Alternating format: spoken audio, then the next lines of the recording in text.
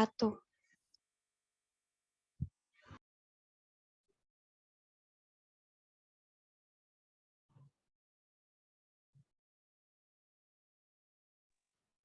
Maaf, suara saya terdengar? Alhamdulillah Kak, terdengar baik. Baik, saya ulangi lagi ya. Bismillahirrahmanirrahim. Assalamualaikum warahmatullahi wabarakatuh. Waalaikumsalam warahmatullahi wabarakatuh.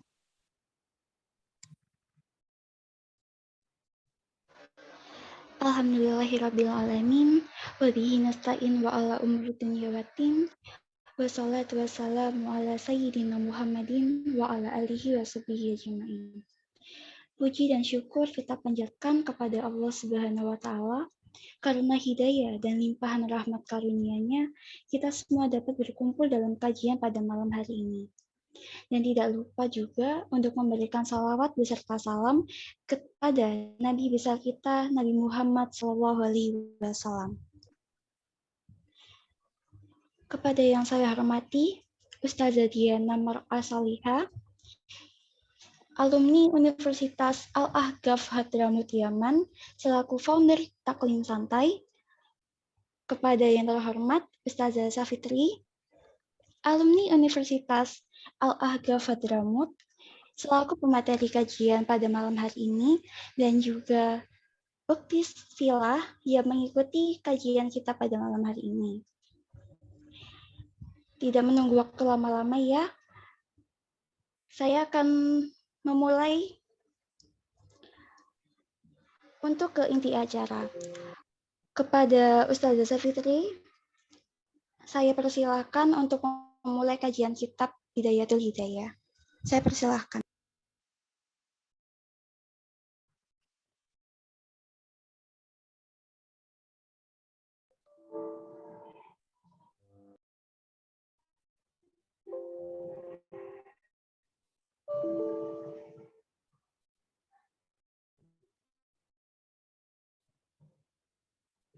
Ya, Assalamualaikum warahmatullahi wabarakatuh. Waalaikumsalam warahmatullahi wabarakatuh, Ustazah.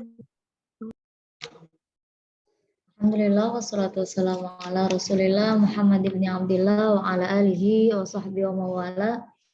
Asyhadu an la ilaha illallah wahdahu la syarikalah wa asyhadu anna sayyidana Muhammadan abduhu wa rasuluhu la nabiyya ba'dah. Subhanaka la ilma lana illa ma 'allamtana innaka antal alimul hakim wa tub 'alaina innaka antat tawwabur rahim. Al-Fatihah. Nakhusu khususan ila sahibul kitab mu'allif hadzal kitab Syekhul Hujjatul Islam Al-Imam Al-Ghazali rahimahullahu ta'ala wa nafa'ana bihi wa bi'ulumihi fid dharain. Ila hadratin Nabi Al-Fatihah. A'udzubillahi minasyaitonir rajim. Bismillahirrahmanirrahim. Alhamdulillahi rabbil alamin. Arrahmanirrahim. Maliki yaumiddin. Iyyaka na'budu wa iyyaka nasta'in. Ihdinas siratal mustaqim. Siratal ladzina an'amta 'alaihim ghairil maghdubi 'alaihim waladdallin. Ya, kaifa halukum jami'an? Apa kabar jamaah majelis taklim santai? Semoga senantiasa dalam rahmat Allah Subhanahu wa taala. Baik, pada kesempatan malam hari yang penuh barokah ini, mudah-mudahan Allah berikan kelancaran kita, Allah berikan taufik dan hidayah kita untuk bisa mudah untuk mengamalkan apa yang kita pelajari, apa yang kita kaji, apa yang kita sama-sama dengarkan pada malam hari ini. Insyaallah kita akan meneruskan kajian kitab Bidayatul Hidayah. Sebelum kita masuk bab taat,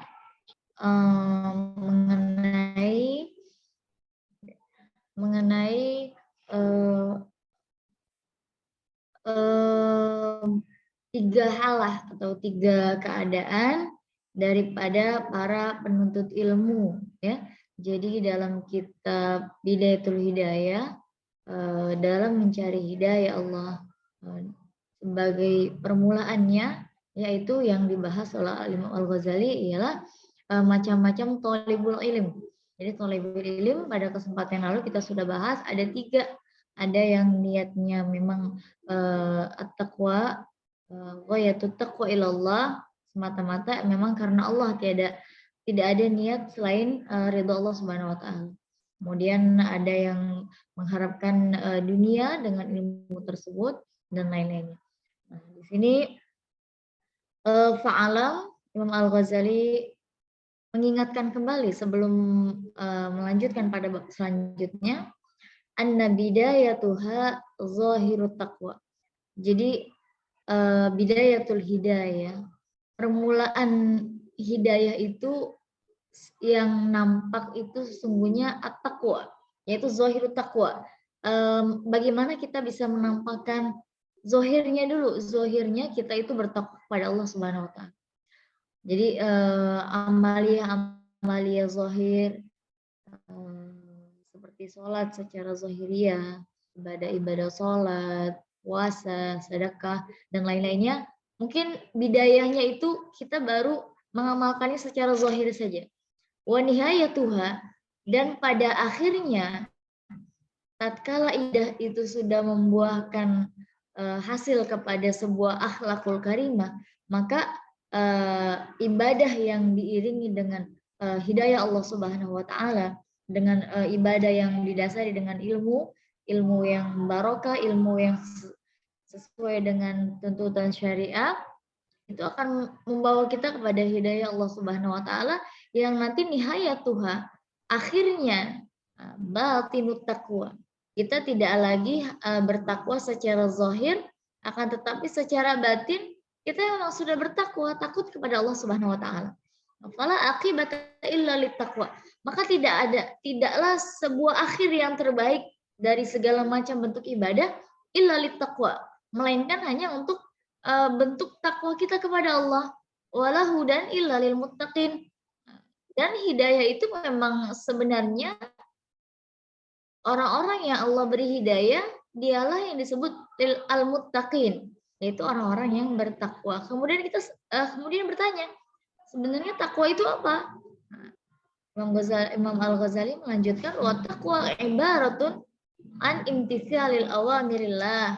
Takwa itu ya sebuah ibarah, yaitu bentuk kita menjalankan segala perintah Allah, wajtina binawahi, dan menjauhi larangannya. Jadi tatkala sholat secara zahir sudah membawa kepada batin, sholat itu menjadikan kita lebih taat kepada Allah, menjalankan perintah Allah, meninggalkan larangan Allah, berarti ibadah zahir itu sudah membawa kepada takwa secara batin.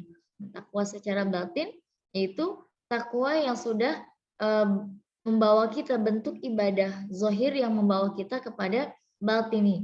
Batini artinya kita bukan hanya saja melakukan ibadah itu secara zahir, akan tetapi secara batin kita ingin Allah itu semata-mata ridha Allah Subhanahu wa taala. Kita melakukan apa yang Allah perintahkan, kita meninggalkan apa yang Allah larang.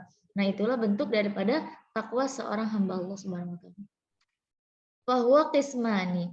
Wa ana usyiru 'alaika bijumalin mukhtasar min zahir ilmin taqwa fi qismaini jami'an. Nah, kemudian dari bab bidayatul hidayah ini kita memulainya dengan bab takwa. Nah, takwa di sini akan diikhtisarkan dalam 2 macam. Tadi imtithalul awamir, menjalankan perintah Allah artinya taat. Kemudian wajtina bin nawahi, yaitu nahi mungkar. Makanya bab selanjutnya yang akan kita pelajari, yaitu yang akan sama-sama kita kaji, sama-sama kita renungi, sama-sama kita pelajari untuk bekal kita bermuamalah, muamalah dengan Allah dan muamalah sama manusia, yaitu yang pertama babut taat, yaitu bab taat kepada Allah Subhanahu wa taala. Baik.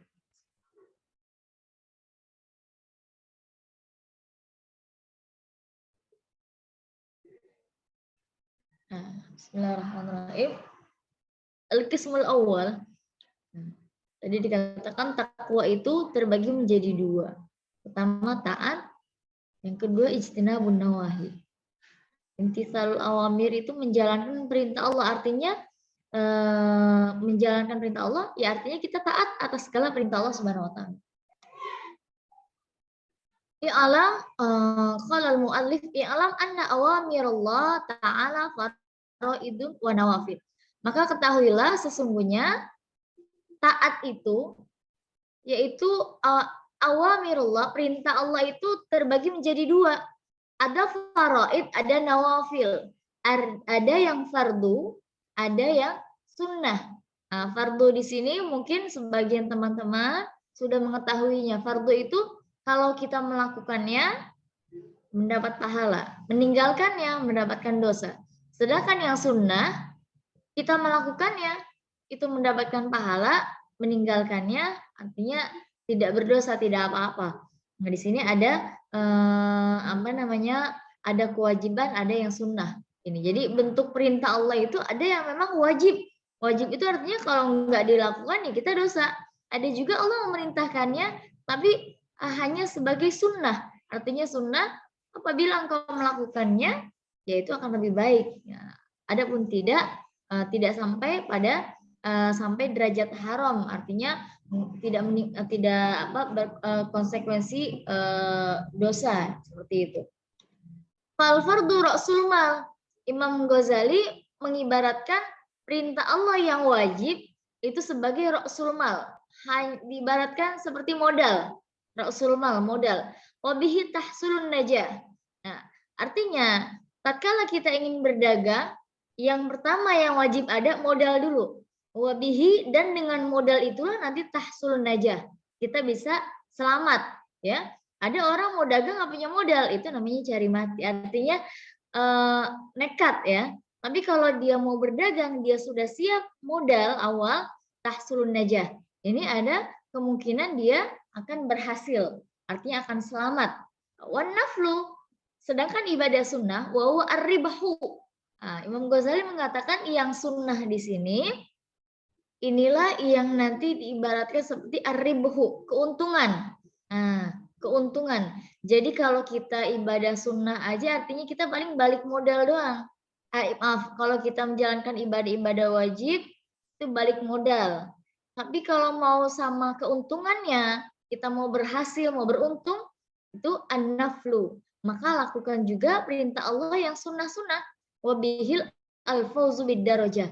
Nah, inilah yang artinya kemenangan dengan tingkatan kemenangan derajat. Artinya kalau kita mau naikin derajat, ya kita tambahkan ibadahnya dengan yang sunnah. Seperti itu. Jadi ibaratnya kalau cuman dagang mau balik modal doang, kerjakan yang wajib. Tapi kalau kita mau dikatakan orang yang beruntung dalam berdagang, nah itu an-naflu, maka kita seyogianya sudah seharusnya kita tambah lagi ibadah wajibnya dengan yang sunnah. Ya, gampangnya misalkan sholat fardu 5 waktu, alhamdulillah kita sudah bisa melakukan sholat fardu 5 waktu. Kemudian artinya ya mudah-mudahan tatkala amal sholat fardu kita 5 waktu diterima oleh Allah Subhanahu wa taala, artinya kita sudah balik modal. Artinya balik modal selamat, ya. Minimal kita selamat nih, selamat di akhirat, ya, selamat di akhirat. Tapi apakah selamat itu cukup? Orang selamat itu kan artinya nggak ada selamat di balik modal itu artinya pas-pasan, ya. Balik modal itu ya bisa diatakan nggak untung nggak rugi. Nah, akan tetapi kalau kita mau sampai ke derajat aman gitu, sampai kita dikatakan orang yang beruntung, maka tambahlah sholat-sholat fardu kita dengan yang sunnah-sunnah. Nah, jadi misalkan sudah istiqomah 5 waktunya, tambahkan dengan nawafilnya, tambahkan dengan rawatib, sholat rawatibnya, ba'diyah qabliyahnya, seperti itu, atau mungkin dengan sholat duhanya, tahajudnya dan lain-lainnya. Nah, ini artinya kita sedang menambahkan tingkat derajat dari balik modal sampai menjadi orang yang beruntung di sisi Allah Subhanahu wa taala, ya. Mudah-mudahan kita termasuk orang-orang yang ar-rabihun, orang-orang yang beruntung. Qala Rasulullah sallallahu alaihi wasallam, sebagaimana Rasulullah sallallahu alaihi wasallam bersabda, qala Allah azza wa jalla, hadis qudsi, Allah berfirman, ma taqarraba ilayyal mutaqarribun bimithli ada'i maftaratuhu alaihim. wala yazalul 'abdu yataqarrabu ilayya bin nawafil hatta uhibbuhu. Ya. Tidaklah mendekat kepadaku orang-orang yang mendekat, artinya ibadah. Taqarrub ilallah itu adalah bentuk ibadah. Bimisli ada amaftaratuhu. Jadi kalau kita mau dekat dengan Allah, itu tahap awalnya kita melakukan apa yang Allah wajibkan, Allah fardukan kepada mereka. Jadi tatkala kita melakukan ibadah-ibadah yang wajib, artinya kita sedang bertaqarrub ilallah, mendekatkan diri kepada Allah, termasuk orang-orang yang dekat kepada Allah. Wala yazalul 'abdu yataqarrabu ilayya bin nawafil hatta uhibbuhu.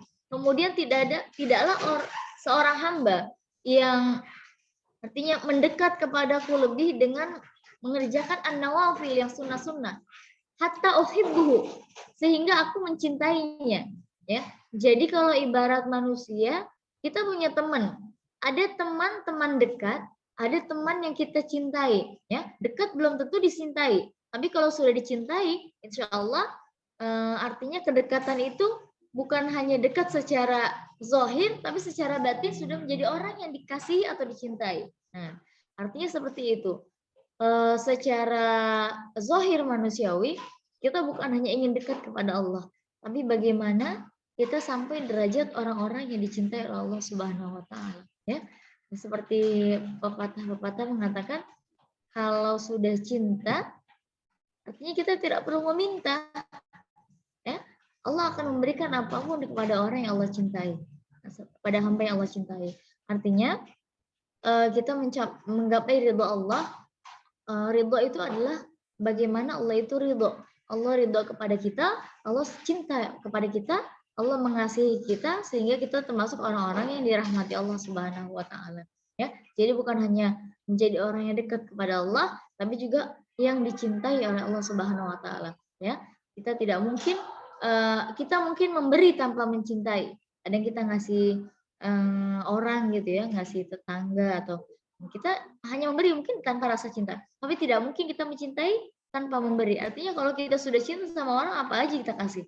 Sama seperti Allah Subhanahu wa taala kepada hambanya. Ketika Allah mencintai seorang hambanya, maka apapun yang ia minta, maka insya Allah akan Allah berikan. Nah, inilah sebagaimana wali-wali Allah itu adalah kekasih-kekasih Allah. Nah, makanya mungkin kita belum sampai derajat orang yang Allah cintai. Kemudian kita mungkin ada suatu hajat yang ingin kita sampaikan.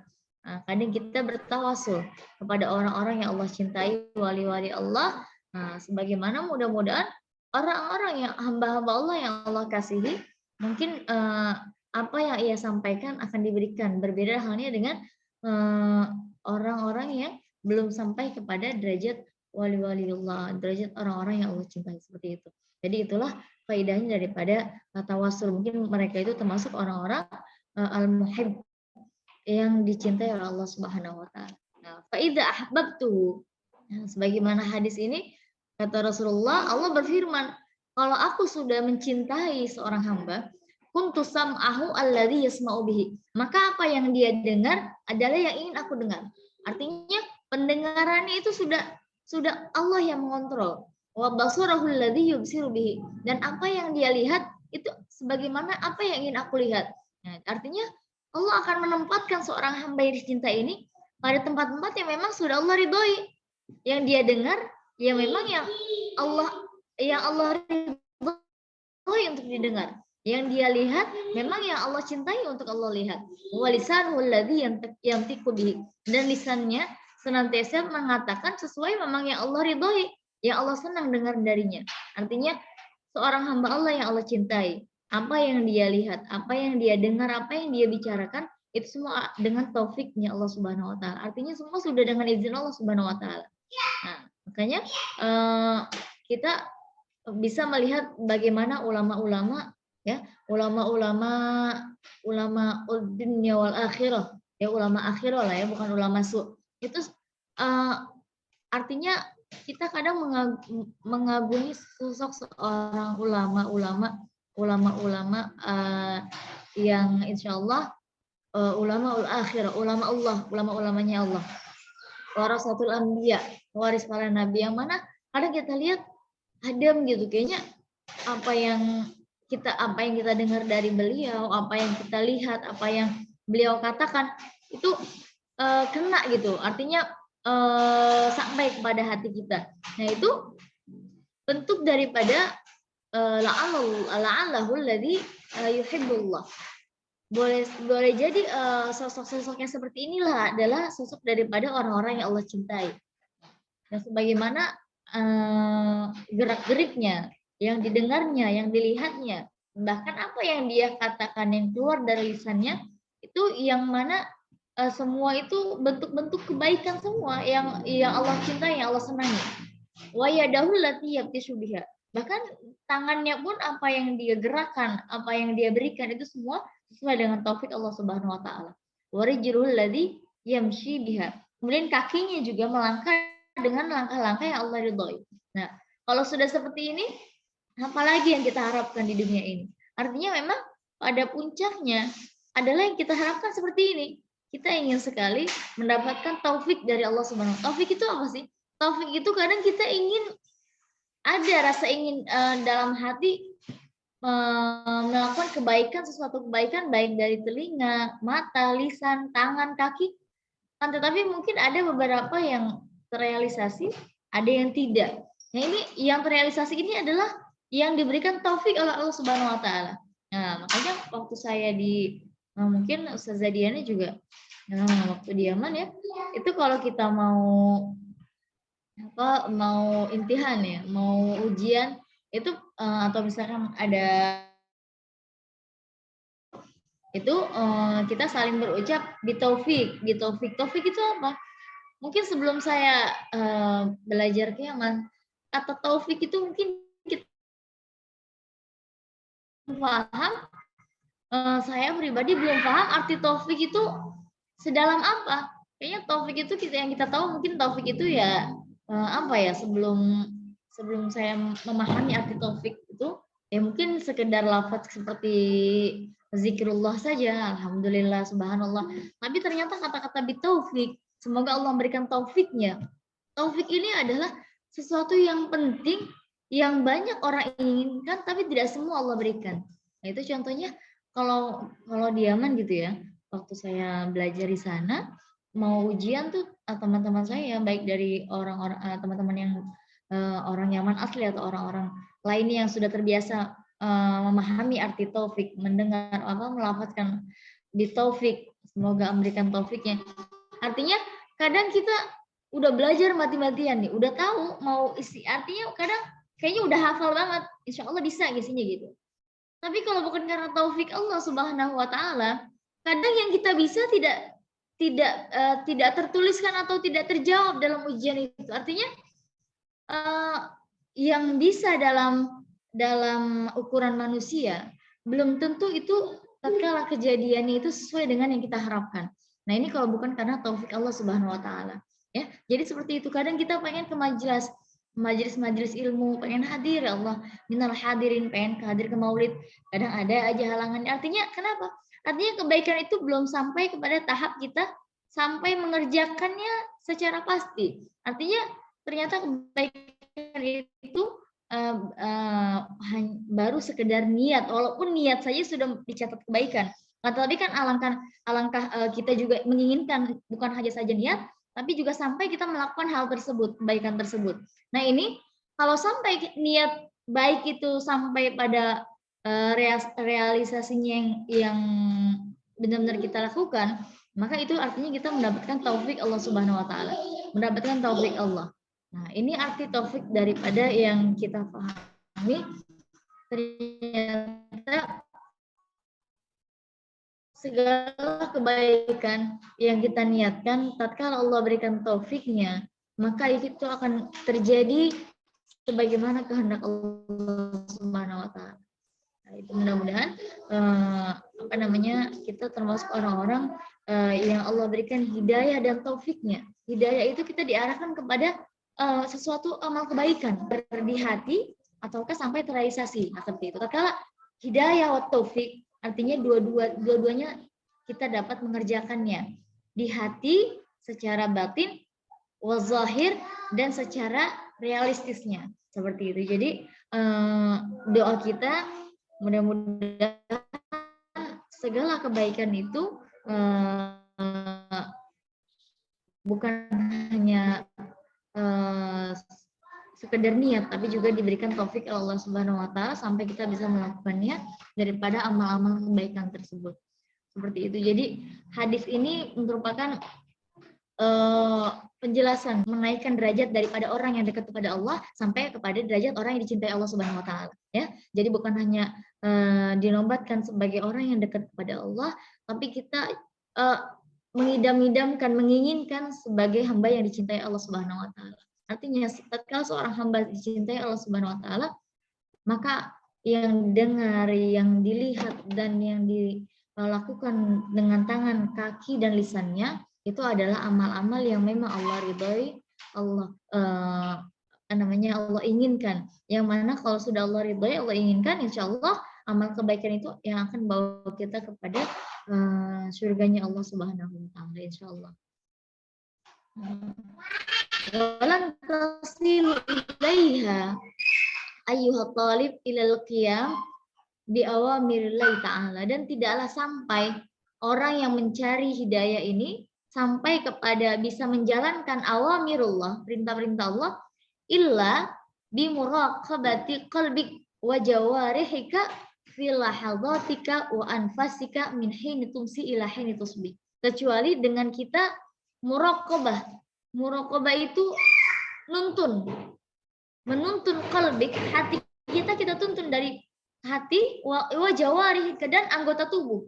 Dari hati, pertama hati dulu kita tuntun. Hati, anggota tubuh, fil lahadhatika wa anfasika, dari setiap waktu, setiap detik dan setiap nafas kita.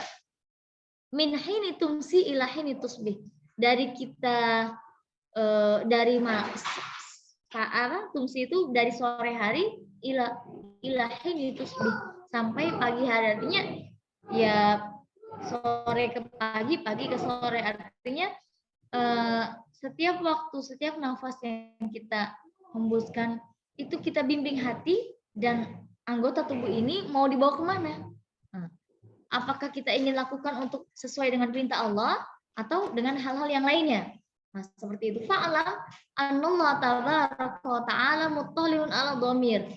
Dan ketahuilah sesungguhnya Allah itu muttali'. Muttali' itu artinya muttali' itu artinya mutola'ah. Mutola'ah itu ittila. Kalau bahasa Arab itu kayak mengintip. Artinya sampai begitu detailnya melihat kita ala dhamirika, atas apa yang ada di hati kita. Nah, makanya sebagaimana Allah melihat, mengetahui yang ada di hati kita, bukan hanya zahir tapi dalam batin kita juga Allah tahu. Makanya tugas kita adalah muraqabatu qalbik. Kita tuntun nih dari pagi hati kita nih, hati dan anggota tubuh kita, ya. Makanya nanti dalam kitab Bidayatul Hidayah ini mulai dari bangun tidur, mau tidur, bangun tidur itu diajarkan adab-adabnya. Hina tumsi wa hina tusbih. Nah, nanti setelah ini ada bab adab istiqaid minan naum. Bangun tidur. Dari bangun tidur itu kita udah muraqabah. Oleh Imam Ghazali kita sudah diajarkan adab-adab apa saja yang kita lakukan untuk Allah Subhanahu wa taala, untuk ibadah yang kita lakukan dari bangun tidur. Ya, jangankan dari waktu duha, dari sholat subuh. Ini dari bangun tidur. Dari bangun tidur doanya doa apa? Kemudian niatnya apa saja yang kita lafadzkan, niat hati kita apa saja yang kita persiapkan untuk dari kita mulai bangun tidur itu apa saja yang kita lakukan. Nah, ini jadi Al-Imam Ghazali ini Masya Allah kitab Bidayatul Hidayah bukan hanya saja bukan hanya saja anjuran-anjuran kita untuk muraqabatu qalbik, meniti hati kita dan anggota tubuh kita dari setiap nafas-nafas kita dari pagi sampai sore, sore sampai pagi. Akan tapi Imam Ghazali juga memberikan tirakat-tirakatnya, memberikan jalan-jalan yang memberikan apa saja yang ma'thur min Rasulillah wa ashabi wa tabi'in wa ulama'il amilin. Apa saja yang sudah dilakukan oleh Rasulullah, sahabat, tabi'in, para ulama alim al-amil yang beramal dengan ilmunya itu semuanya dituliskan oleh Imam Ghazali dalam kitab Bidayatul Hidayah ini. Masya Allah, dari bangun tidur sampai mau tidur itu nanti ada adab-adabnya. Nah, jadi nanti ada bu istiqaid minan naum, adab bangun tidur. Jadi maksudnya adab di sini adalah apa saja mujahadah, apa saja riyadhah, bentuk usaha kita untuk akhirat kita dari kita bangun tidur sampai kita mau tidur lagi. Itu dituliskan dalam kitab Bidayatul Hidayah ini oleh Hujjatul Islam Al-Imam Al-Ghazali rahimahullah. Insyaallah. Ya, jadi sepenting inikah kita meniti hati dan dalam kita menjalankan perintah Allah itu bagaimana kita menjalankannya bukan hanya dengan anggota tubuh tapi juga dengan hati. Nah, ini nanti apa namanya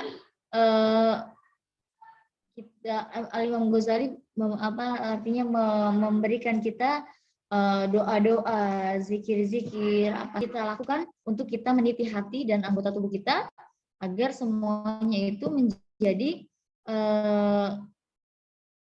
awamirullah, al-qiyam bi awamirillah, menjalankan perintah Allah agar sampai kepada tingkatan muhib, orang-orang yang dicintai oleh Allah Subhanahu wa taala. Jadi bukan hanya sekedar dekat dengan kita menjalankan fardu-fardunya saja, bahkan nanti kita juga diajarkan adab-adabnya, ya. Adab. Kadang seseorang tak beradab itu akan lebih dicintai oleh orang yang di dekatnya, seperti itu. Misalkan ada seorang santri atau seorang murid, ada murid yang pintar, kan?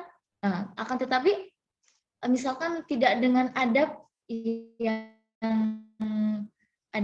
yang sunnahnya, adab-adab yang baiknya. Artinya ya hanya sekedar murid yang berprestasi. Berbeda dengan seorang santri atau murid yang mana tatkala di hadapan gurunya dia beradab, ya. Artinya beradab itu bukan hanya kewajiban saja yang dilakukan, tapi kebaikan-kebaikan yang sepantasnya dilakukan untuk gurunya.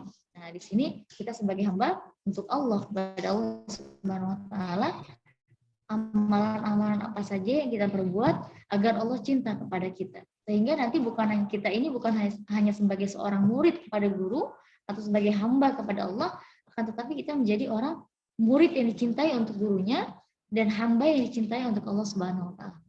Insyaallah, mudah-mudahan ya Rabb. Ini bentuk daripada mujahadah kita, riyadhah kita dengan kita membaca kitab Bidayatul Hidayah ini.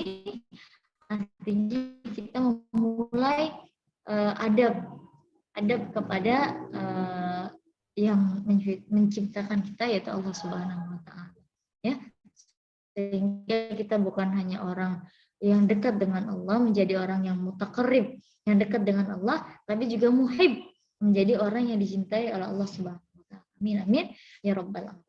Wal malakut sakinun wala yataharrak mutaharrikun wa illa wajabbarus samawati wal ard muttaliun alaihi. Kata Imam Ghazali, tidaklah yaskun fil mulki wal malakut, semua yang tinggal di dalam kerajaan Allah, sakinun, baik yang diam, artinya dia tidak bergerak, wala yataharraku mutaharrikun, dan tidaklah geraknya orang-orang yang bergerak, illa wajabbaru samawati wal ard muttaliun alaihi, melainkan Allah yang memiliki langit dan bumi itu muttaliun alaihi, melihatnya, mengetahuinya. Jadi mau makhluk benda mati sekalipun atau yang bergerak, itu semua Allah tahu. Artinya semua Allah muttaliun, meneliti, menelaah, mengetahui gerak-gerik daripada yang ada di bawah kerajaan Allah Subhanahu wa taala di muka bumi ini. Artinya kita dikontrol, ya. Kita ini bukan hidup dengan sendirinya. Kita bukan tercipta dengan sendirinya, tapi kita punya pencipta, kita punya Allah, artinya punya yang berkuasa atas diri ini. Nah, jadi jangan semaunya. Karena kita bukan ada dengan sendirinya. Kita punya Allah, kita punya Sang Pencipta yang mengharapkan kita ini sebagaimana ya diharap Allah ya, cintai Allah Subhanahu. Fata'ad miskin, kata Imam Ghazali. Dari itu fata'ad ayyuhal miskin. Wahai orang, kita diumpamakan oleh Imam Ghazali orang miskin. Ya miskin. Kita kalau bukan karena Allah, kita nggak punya apa-apa. Miskin. Kita hidup di kolong dunia, di kolong bumi Allah. Makanan pokok kita hari ini kalau bukan karena Allah yang izinin, kita nggak bisa makan. Artinya kita miskin tanpa Allah. Makanya dikatakan fata'adab, maka beradablah ayyuhal miskin. Wahai orang-orang miskin, kita ini semua orang yang nggak punya apa-apa. Semua pemberian Allah. Nah, artinya makanya artinya dari penyebutan dalam kitab Bidayatul Hidayah ini, kita diibaratkan kepada orang yang miskin. Jadi apapun yang kita punya bukan untuk dibanggakan, bukan untuk disombongkan. Almarhum Zainuddin NZ ya rahimahullah, beliau mengumpamakan kita itu ya sebagai tukang parkir. Tukang parkir mobilnya seperti itu benar juga, mobil banyak nggak sombong, mobil nggak rugi, artinya nggak apa-apa, nggak masalah. Bukan. Kita makanya hidupnya kata beliau diumpamakan hiduplah seperti tukang parkir. Mobil banyak, pas satu hilang nggak tukang parkir, nggak punya apa-apa. Kita cuma punya periwitan yang mewah-mewah, semua ya kehendak Allah Subhanahu wa taala. Artinya semua yang lebih itu ya, semua yang ada hanya titipan dari Allah Subhanahu wa taala. Jadi tidak ada yang perlu dibanggakan. Kita sama-sama orang yang sedang mencari ridha Allah, kita sama-sama orang yang mencari dunia untuk akhirat.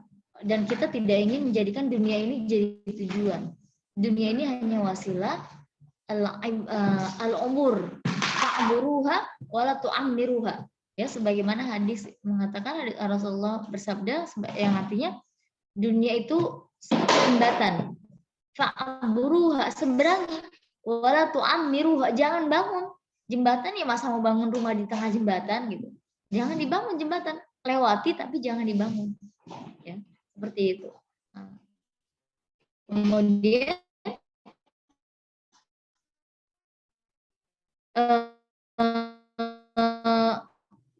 ta'adab, kata Imam Ghazali, ta'adab, beradablah zahiran wa batinan, secara zahir dan secara batin, baina yadayhi, semua yang berada. Adabul abdil dzanib fi hadratil jablah, wahai abdil zalil, hamba yang rendah, al-muznib, yang banyak dosa, maha berkuasa. Kalau kita muznib punya dosa, jabbar, Allah mampu saja memberikan hukuman, memberikan azab, memberikan iqab pada saat itu juga. Nah, kalau bukan karena rahmat Allah Subhanahu wa taala kepada umat Nabi Muhammad, iqab. Nah, jadi daripada keuntungan mumayyizah umat Nabi Muhammad itu adalah yang tidak iqabnya tuh enggak Allah berikan secara langsung, tapi ditakhir. Nanti di yaumil qiyamah ditakhir.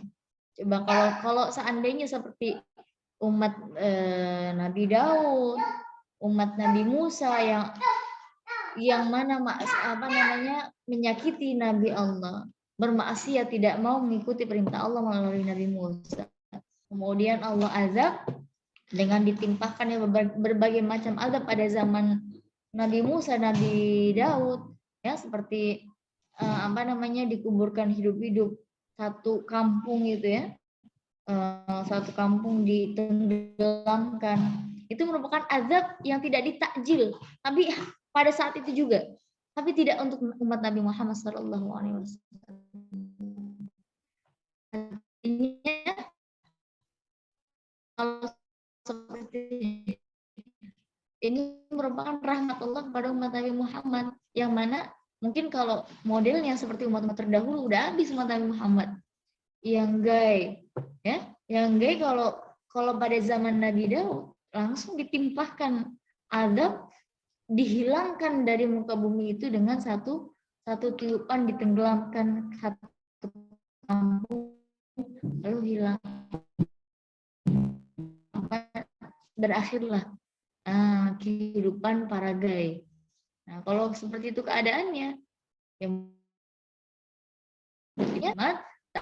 maka saat tersebut menjadikan kita minal muhib, daripada orang-orang yang dicintai oleh Allah Subhanahu wa Ta'ala.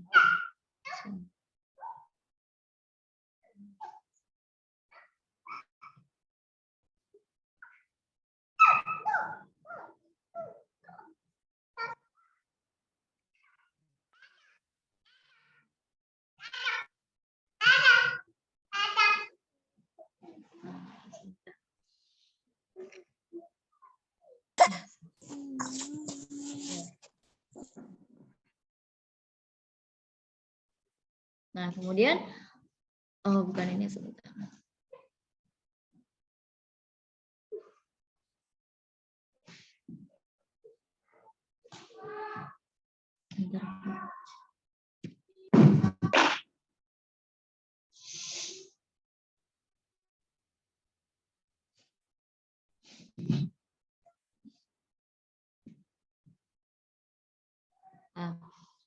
Wajtahid alla yaraka maulaka haitsu nahak. Maka bersungguh-sungguhlah kita alla yaraka maulaka, jangan sampai Tuhan kita Allah Subhanahu wa Ta'ala, pecinta kita, melihat kita haitsu nahak, apa yang Allah larang, wala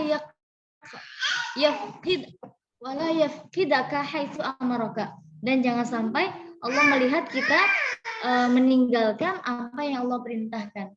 Ya, jadi seperti itu. Wajtahid, mulai hari ini kita ijtihad. Bagaimana Allah tidak melihat kita sedang melakukan apa yang Allah larang. Wala yafqidaka haitsu amaraka, dan jangan sampai Allah itu menghilangkan, melihat kita itu yafqidak, tidak mengerjakan haitsu amaraka, sesuatu yang sudah Allah perintahkan kepada kita. Walan taqdiru ala dzalika, dan tidaklah kita bisa sampai kepada hal tersebut illa bi an tuwazzi'a awqataka, kecuali kita bisa bagi-bagi waktu.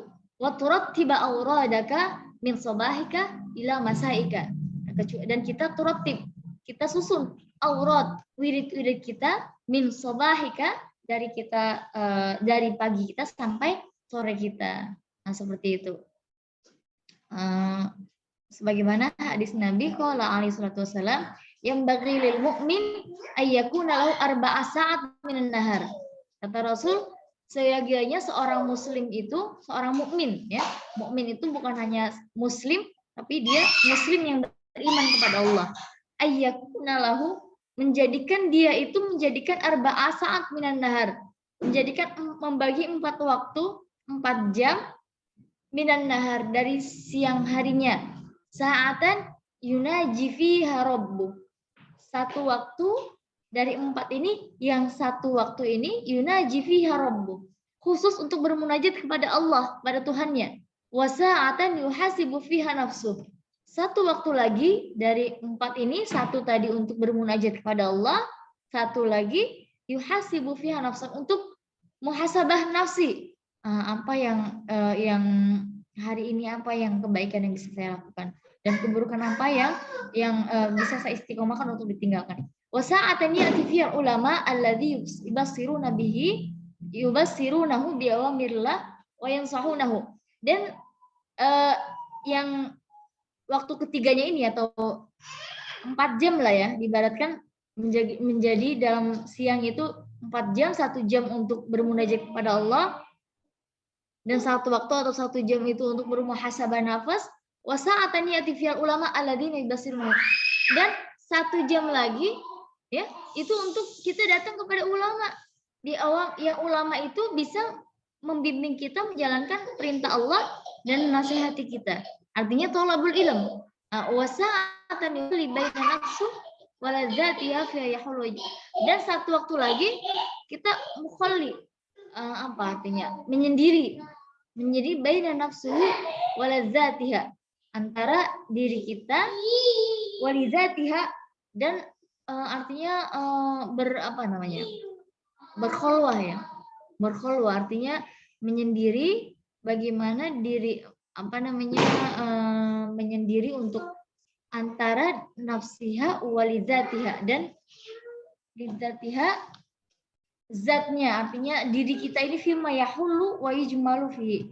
Bagaimana kita ini berada wa yujmalu dan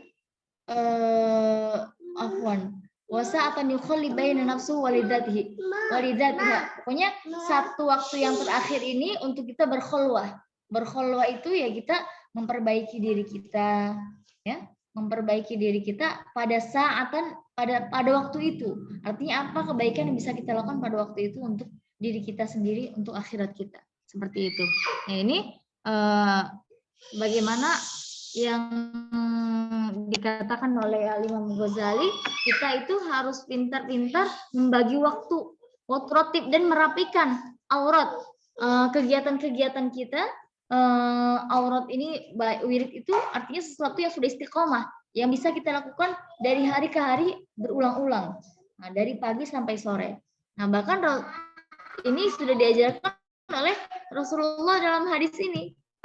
Ya, seorang mukmin itu harus bisa membagi 4 waktu dalam siangnya.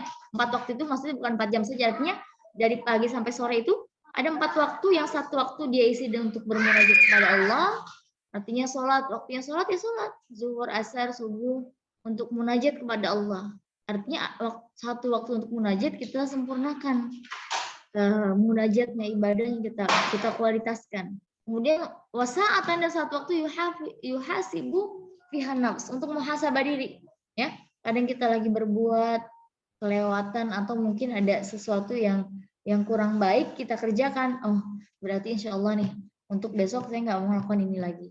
Wasa'atan ya'tifir ulama. Satu waktu lagi untuk kita menuntut ilmu, ya, untuk memperbaiki kuantitas ibadah kita. Wasa'atan yukhalli baina nafsi walidatihi. Nah, kemudian satu waktu ini melihat kualitas diri kita. Nah, sudah seperti apa hari ini?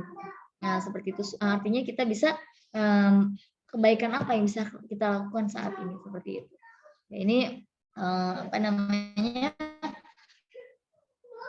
adalah bentuk riyadhah, mujahadah kita dalam mencapai derajat al-muhib, orang-orang yang dicintai Allah Subhanahu wa taala. Gitu. Nah, ini fa'asri ila ma yulqi ilaika min awamirillah min hini tastaikid, maka masuklah pada sesuatu yang Allah perintahkan, artinya kita jalankan min hini tastaikid, dari kita bangun tidur, ila waqti ruju'ika ila madji'ika, sampai kita mau tidur lagi tempat tidur, sampai kita masuk ke waktu mau tidurnya lagi. Jadi dari bangun tidur sampai mau tidur lagi, seperti itu. Ya, mungkin dari materi saya cukupkan satu bab ya tentang taat, yang mana nanti bab-bab selanjutnya itu akan meneruskan daripada isi-isi muraqabatun nafasnya. Bagaimana kita bisa mengantarkan hari-hari kita itu kepada adab-adab kepada Allah Subhanahu wa taala.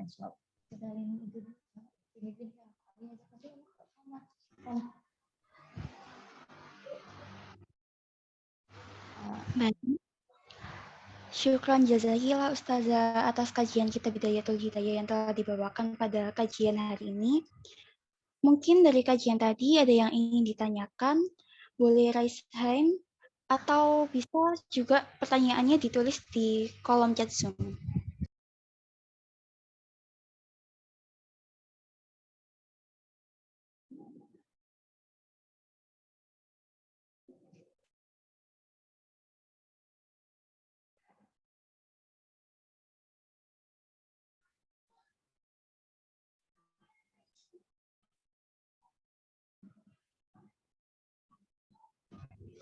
Yang ingin bertanya bisa raise hand atau bisa ditulis melalui kolom chat Zoom.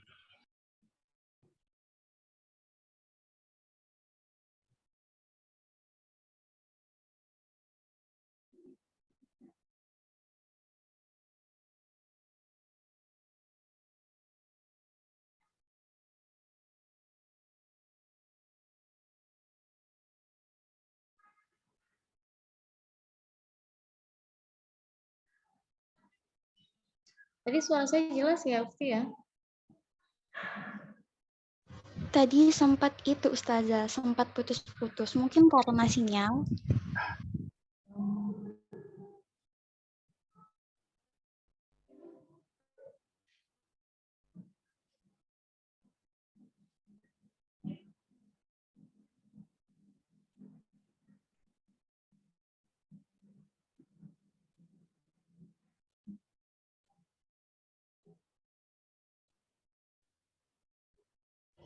Mohon maaf, apakah tidak ada pertanyaan?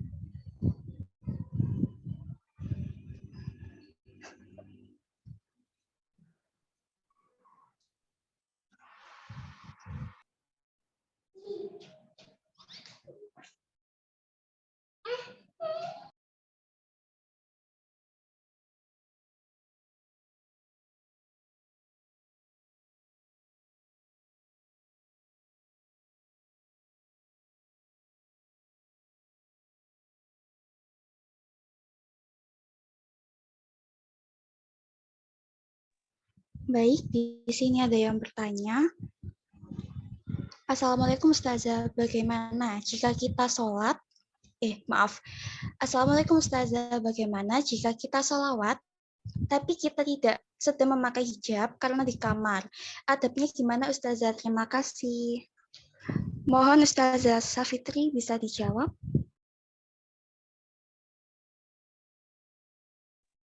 Ya. Yang di kolom chat ya pertanyaannya ya? Iya Ustazah.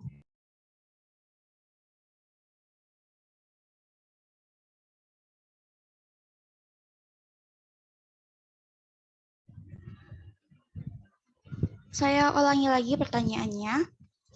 Ustazah, bagaimana jika kita sholawat, tapi kita tidak sedang memakai hijab?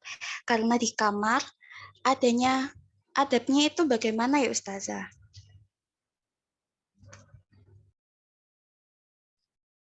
Ya. Bagaimana jika kita sholawat tapi tidak sedang memakai hijab? Karena di kamar adabnya gimana? Ya, sholawat itu memang tidak harus berhijab. Memang dari segi adab, mungkin sebagaimana ada beberapa ulama ya, seperti dalam mengambil hadis, itu memakai benar-benar men-sharing gitu. Bagaimana hadis itu sampai disampaikan dengan orang-orang yang artinya beradab, bagaimana ada Rasulullah SAW. Ini dalam mengambil hadis. Kan tapi mungkin kalau dalam bersolawat ya, dalam keadaan apapun, bahkan solawat itu adalah amalan yang tidak terikat pada kriteria apapun. Bahkan sebagaimana yang saya dengar dari guru-guru syarifah di sini maupun di Hadramaut, ibadah yang bahkan riaknya saja itu tercatat kebaikan di sisi Allah Subhanahu wa taala. Itu adalah ibadah sholawat, ya. Sholawat ada niat lain, itu mendapatkan pahala sholawat. Sholawat misalkan nggak pakai hijab, nah itu misalkan ya dalam contoh ini pun, ini juga amalan sholawatnya diterima oleh Allah Subhanahu wa taala, dan bukan hanya diterima kan, tapi berbalik kebaikannya kepada diri kita sendiri, yang sebagaimana sholawat itu sebenarnya bukan menguntungkan, bukan hanya saja memberikan kebaikan kepada Rasulullah, tapi sejatinya sholawat itu adalah kebaikannya untuk diri kita sendiri, seperti itu. Jadi kalau dari segi adab mungkin memang faminal ahsan, segala kebaikan ya, ibadah-ibadah yang apa namanya, ibadah seperti sholat, zikir, itu memang seyogianya mimbabil adab, kita sebagaimana kita berhadapan dengan ulama-ulama Allah, berhadapan kepada guru-guru kita, seperti itu. Lebih beradab, lebih baik, tapi bukan berarti yang tidak menggunakan adab tersebut artinya amalannya tidak terima, seperti itu. Artinya bahkan baca Quran, doa saja, baik dalam keadaan duduk atau tiduran atau rebahan, itu kebaikan-kebaikan tersebut tercatat di sisi Allah Subhanahu wa taala. Jadi mungkin dari segi adab, misalkan berzikir itu kalau dari hijab sih mungkin tidak harus berhijab, misalkan berzikir atau bersalawat sambil tiduran itu tercatat kebaikan di sisi Allah Subhanahu wa taala, karena memang amalan tersebut bukan seperti amalan sholat ya, yang mempunyai syarat-syarat rukun seperti itu, hanya mimbabil adab saja seperti itu. Jadi kita harus bisa membedakan mana adab dan mana yang kewajiban seperti itu. Ya, memang ya ta'adab itu artinya bagaimana bukan hanya secara zahir saja. Jadi adab sebenarnya adab yang kita pahami di sini mungkin dari secara zahir saja. Tapi yang lebih jauh dari itu adalah adab batin, adab batin. Bagaimana walaupun kita tanpa hijab, tapi tatkala sholawat kita khusyuk, bukan hanya lisan tapi hati kita juga hadir.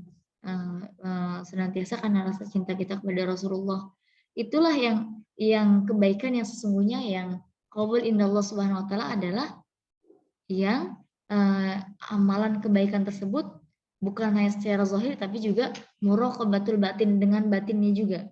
Berbeda dengan ibadah-ibadah yang memang secara zahirnya sudah ada ketentuannya, kayak sholat. Itu kan memang secara zahir, secara syariat memang sudah ada ketentuannya. Kalau misal ada pun ibadah-ibadah yang tidak ada ketentuan syarat dan rukunnya, nah itu kita lebih memperhatikan adab batinnya. Artinya walaupun secara zahir misalkan tanpa hijab, itu lebih penting hati kita yang hadir dibandingkan kita sholawat dengan hijab, misalkan sambil berhijab tapi mungkin sambil nonton TV atau nggak hadir ya, artinya kolabnya hatinya nggak hadir. Nah, seperti itu mungkin. Oke, teman-teman atau ustazah asatidz yang lain bisa menambahkan. Kemudian bagian mutoliun tadi agak kurang jelas. Mutoli ya, artinya mutoli itu memperhatikan. Jadi mutoli itu bukan hanya melihat, akan tetapi mutoli itu dilakukan oleh hamba-hambanya. Nah, kalau sudah kata-kata mutoli ini berarti bukan hanya zahir saja yang Allah perhatikan, tapi batinnya juga. Ini maka Al-Imam Ghazali mengatakan fata'adab,